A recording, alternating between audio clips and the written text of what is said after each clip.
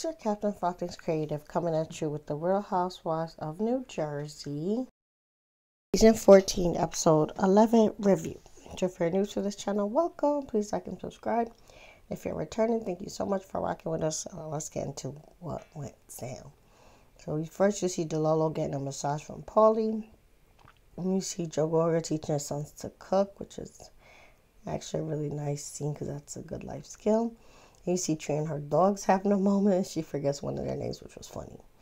So Jen has a meeting with her brothers down to the restaurant. And at first I was thinking that she was calling her version of Pookie and them after fighting with Danielle to, get Danielle. But really, she kept it about them at first until they asked about her life. And then she told them about the Danielle fight and painted Tree kind of like a fair weather friend, which sets up the sit down that them two are going to have, where Jen is going to ask Tree to be as loyal, if not a better friend to her, because she wants her blind loyalty reciprocated. Next, you see the Fudas invite Danielle over for their kids to have a play date. And then Danielle talks about how her dad would have helped her with her fight with Tree, but they're still not in the best place. And Fuda asks about how Tree's podcast event went, and Danielle tells her everything, including telling Jen Aiden that she looked like Boo Boo. And then Fuda says that, she wants to have a slumber party and she wants to still invite Jen. So when she ran it by Danielle said it was okay, but she made it clear that she's still not inviting Tree. Next thing you see, Gia and Tree have a scene where first they praise Gia for potentially being the first lawyer in the family. And they say it's wonderful since Joe only got a GED and Tree stopped at 2-year college. The fact that their daughter's doing these big things is just amazing to them. So then Tree reveals that Louis had a lawsuit with his ex and that Margaret had been talking to the ex and is involved in the court case. And Margaret had denied in the past that she was talking to the ex. Now she's admitting it on interviews, and I think that was to get ahead of Teresa. But Tree said that, she wants the ladies to understand the extent to which Marge hurt them thoroughly. So she's inviting her lawyer to explain what Marge did to their family, because we know Tree isn't the best with words. So then Marge has a scene with Melissa and their husbands. They talk about a tree that she wants chopped down. And then she tells Melissa about Joe's cancer scare, which I think was found out to be, resolved, and it wasn't cancer based on word of the street on the internet. But Joe actually does cut down the tree. And then the lady starts talking about the food of slumber party and how they can behave, but they start talking about how they're not sure if Danielle and Jen can behave. And that kind of gossip a little bit before the guys decide to try a prank on them by putting ketchup on Joe's hand to act like he's hurt. But Marge clocks it right away.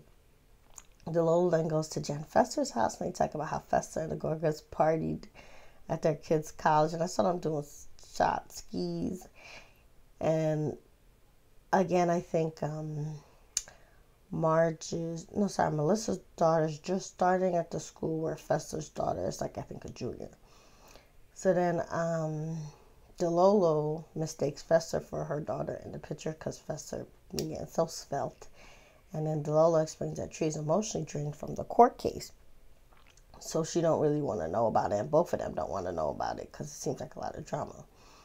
And then she said the court case stress on Tree is also why she got so mad at Jen Aiden for yelling at Tree, because she don't want her to add stress, And then Fester reads her text message to Fuda. It says that Fuda didn't answer, so she declined going to the Fuda slumber party. And then Fuda finally texts Fester back and asks if she's declined the party invitation because of the lack of text responses. And Jen Fester then admits that she's cool on Fuda partly because of that, but they are basically at different phases in their life with different opinions. And Delolo tries to convince Fester not to toss her friendship out the window, so Fester tests back and agrees to attend the slumber party. So then Tree and Jen meet up and they compliment one another because Jen likes Tree's hair and Tree's like Jen's necklace, small talk until Jen apologizes for yelling down to the podcast event, and then Tree explains her side of, not wanting to fight, mainly because, she was in her event space with lots of responsibilities. Patrice said outright if she had to choose between Jen and Danielle, she chooses Jen. They basically kiss and make up, and then we have the food event. Slumber party, and she got them all like matching pajamas and whatnot that are monogram.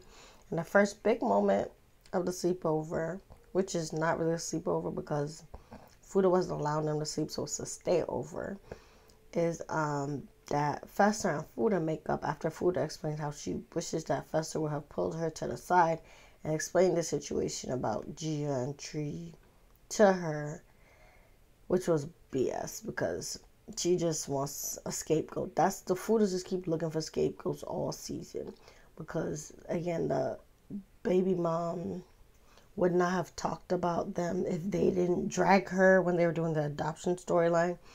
And here, Gia wouldn't have talked about John Fuda if he didn't bring her up first with that bad analogy. So they just trying to avoid blame and make Fester seem like the bad guy when she wasn't. So next, Fuda have like a kind of scammer at the party reading people's lip prints.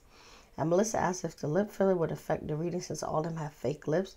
And the lady said no. And I'm like, how does that not affect it? Like, it gets rid of, like, you know, the lines and the shape of the lip that you're reading. It's like somebody said, like, they're doing palm readings, but, like, using an artificial hand doesn't matter. It seemed like scamming.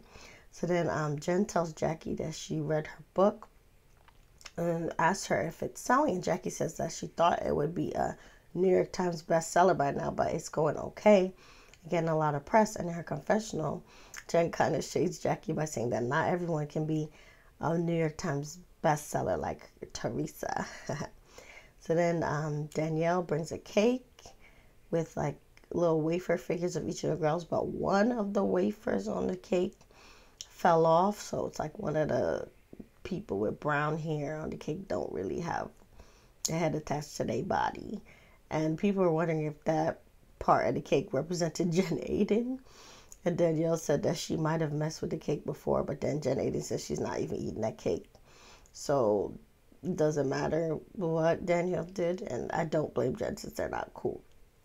So next, you know, they have some kind of supposed fun, but again, they didn't sleep over, so I think they were wasting time to do this. But they had some kind of fruit roll-up eating contest, and then they talk about each other's sex life. And Melissa asked Delolo about Paulie, and then Delolo says that she and Paulie are moving forward with the business planning together, and they have desks up in the office that they're about to share. And then Jen Aiden starts talking about milking her husband's prostate, and then Delolo brings up her and Jen Fester's idea of trying to have a group retreat for all the ladies to heal. And then people ask if Tree will be invited, and Delolo and Fester said let them work on that, but they're going to try to get everybody up to them if they're going to come. And everybody basically says that they're in, and then they start taking shots and the episode goes off. Now it seemed like somebody's spirit was closed off to this event, or just like the angels didn't want to happen, because I think the house that Delolo was trying to rent and organize for everybody just like randomly burnt down when they were supposed to go. So you're not going to get to do the house, but I think the longer healing event turns into a sit down where we get the last fight, and this is like the finale. So I think there are 2 more episodes. It's going to be the episode of like the big showdown finale, and then there's going to be not a reunion, but like they're going to make the 2 schism groups watch the finale and comment on it in their respective groups. They don't have to be forced to fake get along. So the season's almost over, y'all. It's 1 more real episode and then another like fake constellation reunion. But I think these ladies could have gotten a reunion, but Andy's just sick of them. So we shall see where all the chips fall. From what I'm seeing online, it seems like the Fudas are not vibing with Bravo, and there's a lot of things coming up about their past online. And it doesn't seem like Jen Aiden and Danielle are good with Bravo because they got punished, for the fight. So I don't know. It's seeming like a bunch of people are getting cut, but say what you think in the comments. And remember, you're the master of your fate and the captain of your soul. Bye.